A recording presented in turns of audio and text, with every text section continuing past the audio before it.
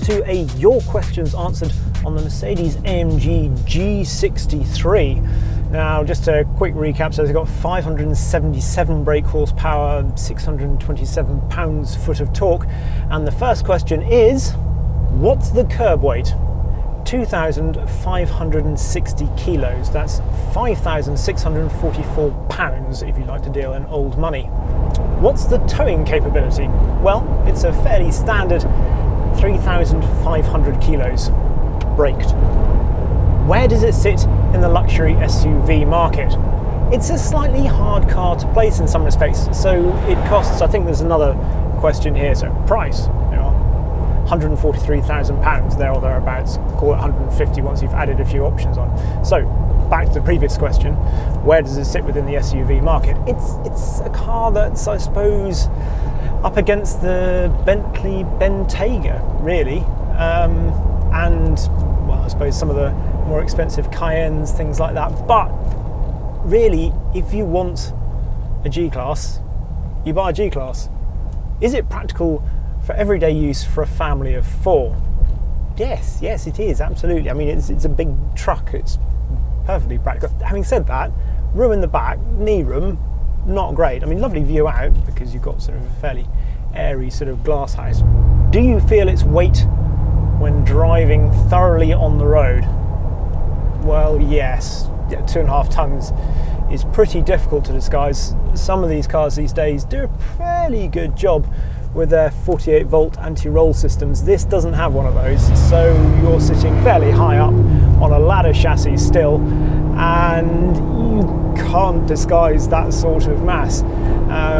Having said that, it is better than before. So they've got rid of the recirculating ball steering, so we've now got a proper rack and pinion system, and that means it is more accurate.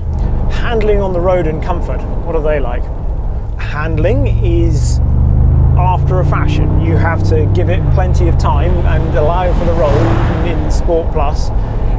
Comfort wise, it's pretty good actually. Yeah, it soaks up all the bumps, you feel imperious.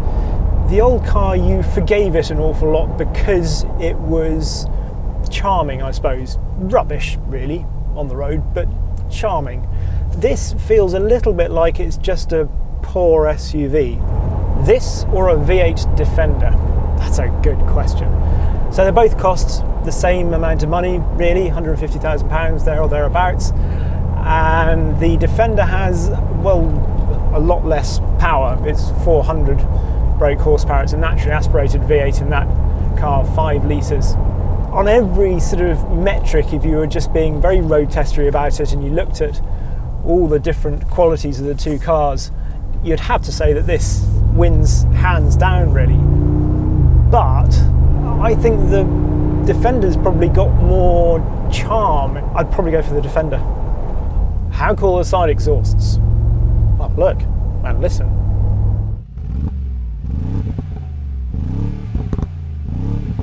Does it wheelie when you accelerate? Let's give it a go.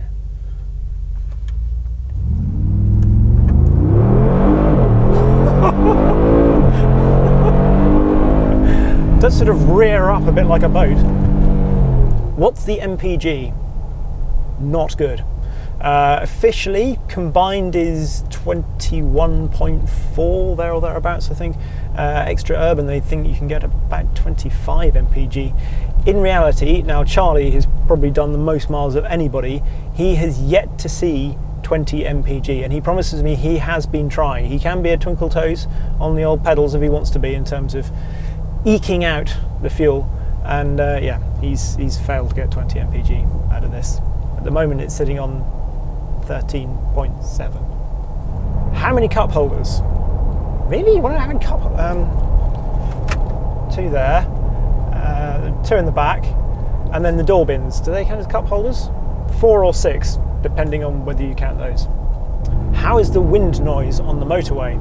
The windscreen is slightly shallower in rake than the old one, but only by 1 degree. So yes, there is still wind noise, but it's not terrible. How is the sound system? Well, we've got the Burmester sound system in here, including a speaker up here, and it is very good. Now, I don't claim to be an audiophile, but having said that, I get to listen to an awful lot of different stereos, and Mercedes ones are some of the best. Is the diesel version a more rational choice? It is a very good diesel engine by all accounts, and very smooth and obviously incredibly torquey, so it seems like a more authentic vehicle than this, which is, it's a bit preposterous, isn't it, really? And you'll get some MPG. I mean, you'll get over 30 MPG in that one, even despite the aerodynamics of this. So yes, it probably is a more rational choice. Do you feel compelled to shoot a low budget rap video whilst you're driving this? I'm not the sort of person that feels compelled to rap on a regular basis, and this hasn't swayed me, I have to say. I could probably break into the theme tune to the Fresh Prince of Bel-Air, but nobody really wants to hear that. Is it worth 10 times the new Jimny? Now, normally this would be a fairly easy question, because of course it's not worth 10 times it, but actually the quality in here is an awful lot better than a Jimny. Having said that, Charlie made quite a good point. This, or 10 Jimnys that you and 9 friends, if you're lucky enough to have 9 friends, could all go off-roading in and have a laugh in. It's a good question, isn't it? How loud is the indicator noise? Well, pretty quiet actually. But the indicators are interesting, because the ones that sit atop the front arches here, the sort of the little turrets there, apparently cost 5 million euros to develop, 5 times more than they expected, because they sit up there and they have to be seen from all sorts of different angles, and they also have to take pedestrian impacts these days. So if for some reason you do hit a pedestrian, then those indicators will actually sort of crush down into the arches. What's it like off-road? Well, I haven't actually been off-road in this. So they've got rid of the solid front axle in this and put double wishbones on it, but you still got the 3 100% differential locks that you can activate by these buttons here. So they claim it is better than ever. You've got more ground clearance between the wheels by about 6 millimeters than the old one. I have no reason to doubt that this is just as capable as the old one. Can you play chess on the roof? Somebody genuinely asked that.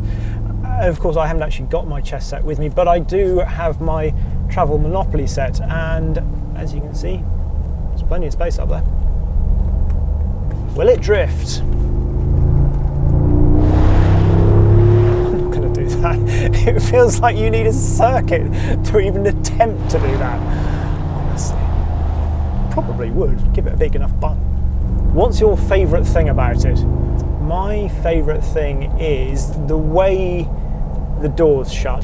The proper funk and clunk that you get shutting the doors. And then in fact, when you drive off, let's see if we can do that now actually. So, stop here.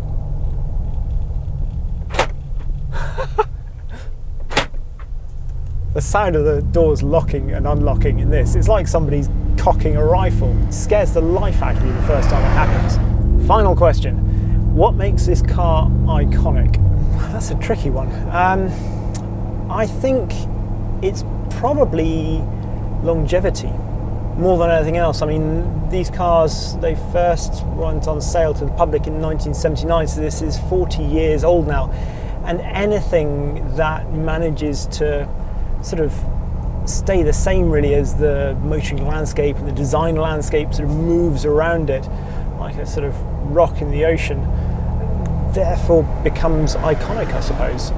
There we are then. Those are your questions answered on the AMG G63. Of course, if you're sitting there thinking, God, I wish they'd answered that, you know what to do. Follow us on Instagram at Carfection Films, and next time we put one of those questionnaires out, just ask us a question.